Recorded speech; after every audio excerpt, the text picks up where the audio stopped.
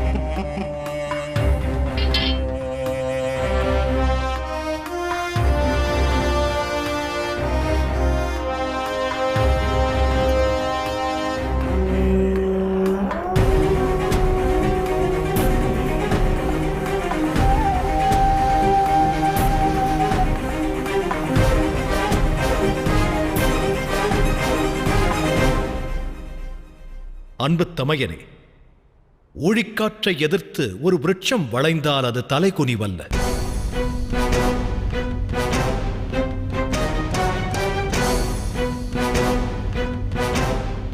ஆழி அலையோடு மோதி ஒரு படகு தடுமாறினால் அது அவமானமும் அல்ல.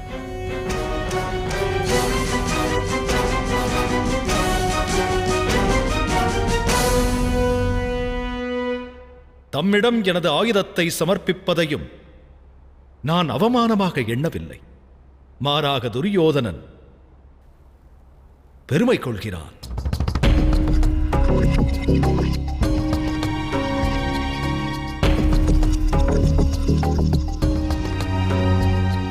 தாம் வீரத்திலும் பராக்கிரமத்திலும் என்னை விட சிறந்தவர் என்பதை மனமாற ஏற்கிறேன்.